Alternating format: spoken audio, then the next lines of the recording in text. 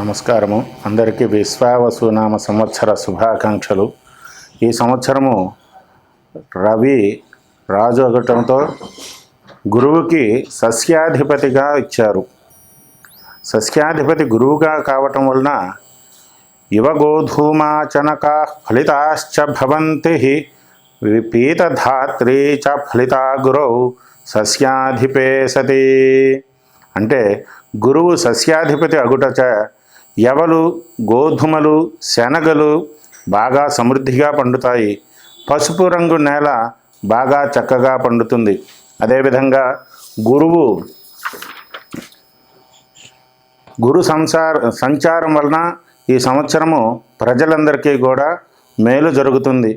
వ్యవసాయ రంగము, వ్యాపారము గురు సంచారం వలన అభివృద్ధి పడి వాళ్ళందరూ కూడా సుఖంగా జీవించుతారు. గురువు సంచారం వలన విద్య బాగా అభివృద్ధి చెందుతుంది. ప్రతి ఒక్కళ్ళు కూడా విద్యలో బాగా అభివృద్ధి చెందుతూ ఉన్నత స్థానానికి చేరుకునే అవకాశం కలదు. విద్యాశాఖలో అనేక రకాలైనటువంటి పదోన్నతులు కానీ లేకపోతే ఉద్యోగ అవకాశాలు కానీ ఈ గురువు సంచారం వలన ఈ సంవత్సరం అంతా కూడా బాగా జరుగుతుంది. గురువు అతిచారములో ఉండగా శని వక్రించటం వలన దోషం ఏర్పడుతుంది. దానివల్ల ప్రపంచం అంతటా కూడా యుద్ధ వాతావరణము, తెలియకుండానే బయోవార్లు, ఆటోమేటిక్గా మనందరము కూడా దానిని ప్రపంచ యుద్ధముగా పరిగణించవచ్చును. అదేవిధంగా గురు ప్రభావం వలన ఈ సంవత్సరం అంతా కూడా బ్యాంకింగ్ రంగము బాగా అభివృద్ధిలోకి వస్తుంది. అదే ఈ వర్షలగ్నాన్ని కనుక మనం ఈ సంవత్సరం పరిశీలిస్తే సింహలగ్నం అవుతుంది. వర్షలగ్నము లగ్నానికి అష్టమాధిపతి అయినటువంటి గురువు దశమంలో అంటే వృషభంలో ఉంటాడు. ఉండటం వలన మతపరమైనటువంటి విశ్వాసాలు కలుగుట వలన ప్రజలందరూ కూడా భక్తి భావంతో దేవాలయాలకు వెళ్ళి పుణ్యకార్యాలన్నీ కూడా చేస్తారు. శ్రమకు తగ్గటువంటి ఫలితాన్ని కూడా వస్తూ ఉంటుంది అందరికీ. గురువు చంద్రుడితో కలిసి ఉన్నందున తూర్పు నాయకుల విరోధములు, ఉత్తరమున పంటల అభివృద్ధి, దేశానికి దక్షిణమునగా ప్రజలకు మానసిక బాధలు, లగ్నానికి గురు దృష్టి ఉండటచే గొడవలు కారణంగా ప్రజలందరూ కూడా ఆధ్యాత్మిక దృష్టి వైపు వెళ్తూ ఉంటారు. ఇక ఈ విధంగా గురు ప్రభావం వలన విద్యార్థులందరూ కూడా అనేక రకాలైనటువంటి విజయాలు అందుకుంటూ ఉంటారు. గురువు ఈ సంవత్సరము ప్రారంభం నుంచి వృషభంలో ఉంటాడు. మే 13 వరకు 2025 వరకు కూడా గురువు వృషభ రాశిలో సంచారం చేస్తూ ఉంటారు.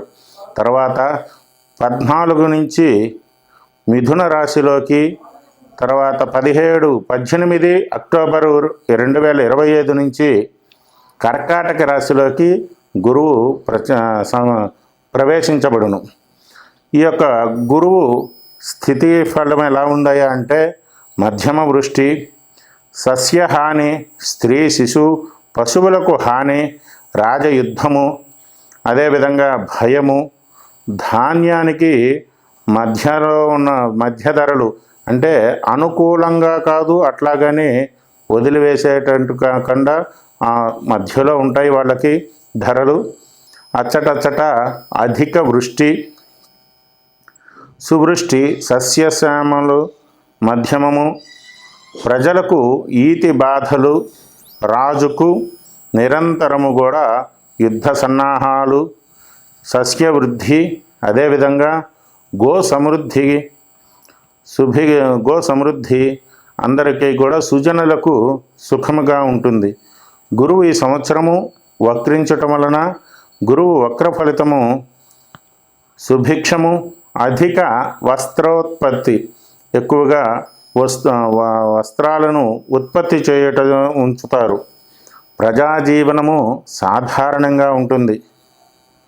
3 రాసుల సంచారం వలన గురువు ఈ సంవత్సరము మొత్తము కూడా 3 రాసుల్లో సంచారం చేయటం వలన శుభ ఫలితాలు కన్నా కీడించేటువంటి అశుభ ఫలితాలు ఎక్కువగా మనకు గోచరిస్తూ ఉన్నాయి. గురువు విద్యార్థులందరికీ కూడా అనేక రకాలైనటువంటి చదువులను నేర్పేటువంటి గురువు. ఈ విధంగా గురు సంచారము ఈ విశ్వావసు నామ సంవత్సరములో చాలామందికి అనుకూలంగాను, విద్యార్థులందరూ కూడా ఉన్నత శిఖరాలకు చేరుకోవడానికి, అదేవిధంగా వృత్తి వ్యాపారాలన్నీ కూడా అభివృద్ధి పదంలో తీసుకెళ్ళడానికి గురువు చాలా అనుకూలంగా ఉన్నాడు.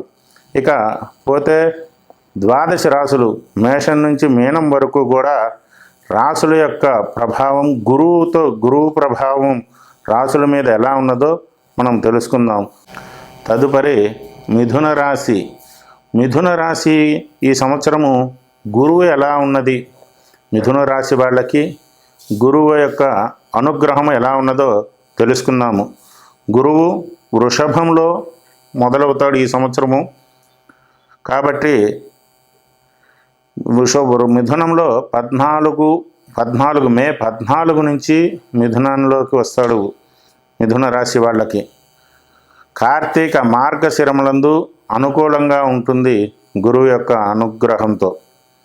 ధన సంపాదన, సుఖము, కీర్తి ప్రతిష్టలు పొందుతారు. సమాజంలో వీరి మాటకి విలువ ఉండదు, వీరి మాటకి విలువ ఉంటుంది. మిగిలిన సమయమంతా కూడా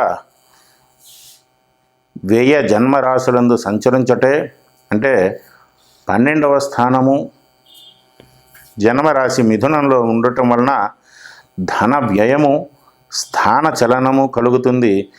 ఒక చోట అనుకోకుండా అనుకోని ప్రయాణాలు, ఉన్నటువంటి ఉద్యోగాలు ఏవైనా సరే మార్పు చెందేటువంటి అవకాశం ఉన్నది.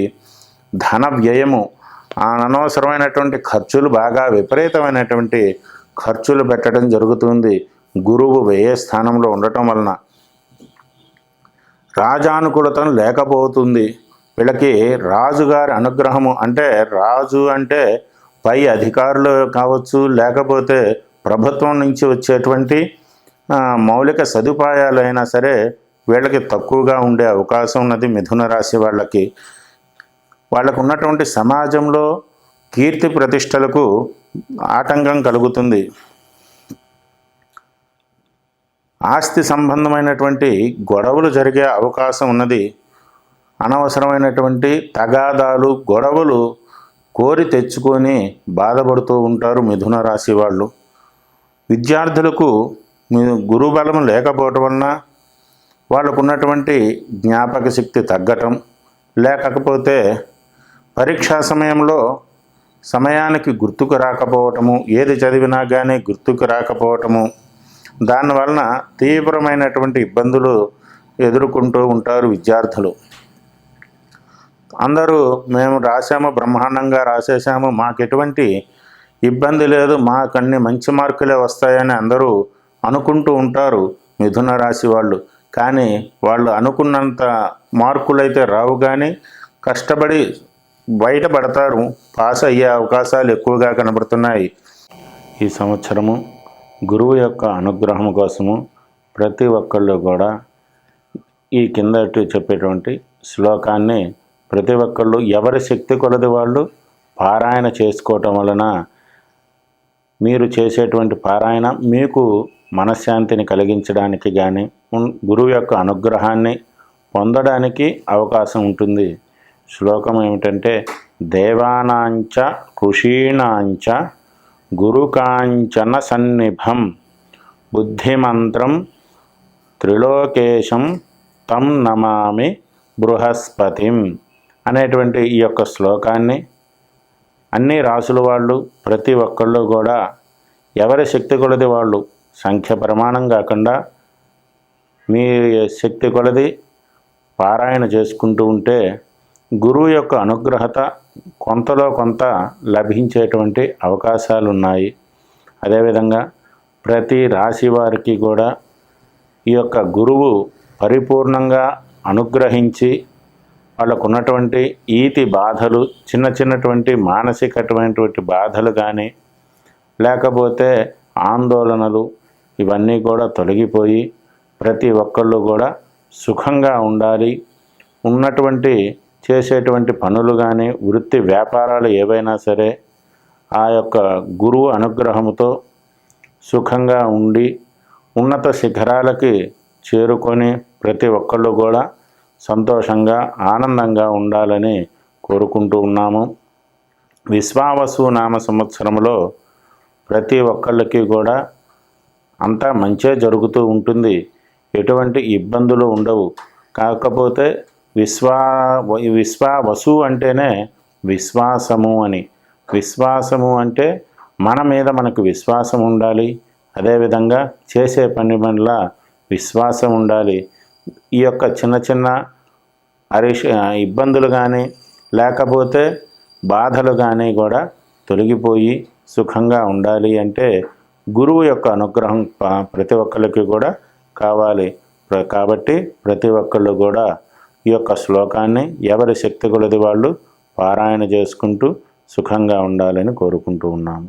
ఈ సంవత్సరము గురువు ప్రారంభంలో వృషభంలో ఉంటాడు. అంటే ఉగాది నుంచి మార్చి 30 నుంచి వృషభంలో గురువు సంచరిస్తూ మే 13 వరకు కూడా వృషభ రాశిలోనే సంచరిస్తూ ఉంటారు. తదుపరి మే 14 నుంచి మిథున రాశిలోకి గురువు యొక్క సంచారం మొదలవుతూ ఉంటుంది. మే 14 నుంచి 17 అక్టోబర్ 17 వరకు కూడా గురువు కర్కాటక రాశిలో సంచారం చేస్తూ ఉంటాడు. అక్టోబర్ 18 నుంచి సంవత్సరాంతం వరకు కూడా గురువు కర్కాటక రాశిలో ప్రయాణం చేస్తూ ఉంటాడు. ఈ సంవత్సరం మొత్తం కూడా గురువు 3 రాశుల్లో సంచారం చేస్తూ ఉంటాడు. వృషభము, మిథునము, కర్కాటక రాశుల్లో ఈ సంవత్సరం గురువు సంచారం చేస్తూ ఉంటాడు.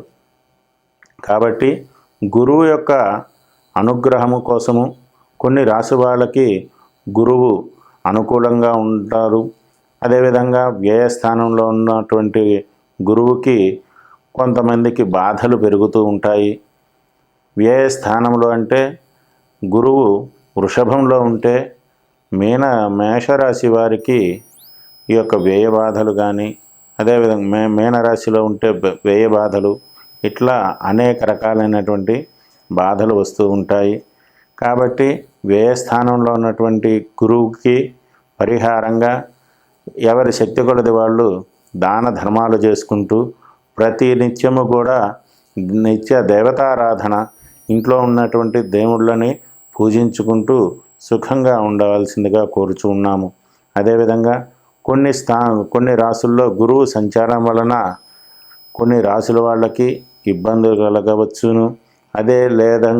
లేదంటే కొన్ని నక్షత్రాల వాళ్ళకి గురువు అనుకూలంగా లేకపోవటం వలన వాళ్ళు అనేక రకాలైనటువంటి మానసిక ఇబ్బందులు పడుతూ అనేక రకాలైనటువంటి క్షోభను అనుభవిస్తూ ఉంటారు. గురువు అనుగ్రహం లేకపోవటం వలన వస్తుంది అనుకున్నటువంటి ప్రమోషన్ కానీ, లేకపోతే వ్యాపారంలో ఈ సంవత్సరం నాకు లాభం వస్తుంది అనుకున్నా కానీ అది చేజారిపోయేటువంటి అవకాశాలు ఉన్నాయి. దగ్గరగా వచ్చి పూర్తిగా మనదే అనుకునే సమయంలో గురువు అనుగ్రహం లేకపోవటం వలన అది చేజారిపోయేటువంటి అవకాశం ఉన్నది. కాబట్టి ప్రతి ఒక్కళ్ళు కూడా గురువుకి నమస్కారం చేసుకొని ఆ యొక్క గురువుని గురుగ్రహం యొక్క అనుగ్రహం పొంది సుఖంగా ఉండాలని మనస్ఫూర్తిగా కోరుకుంటూ ఉన్నాము.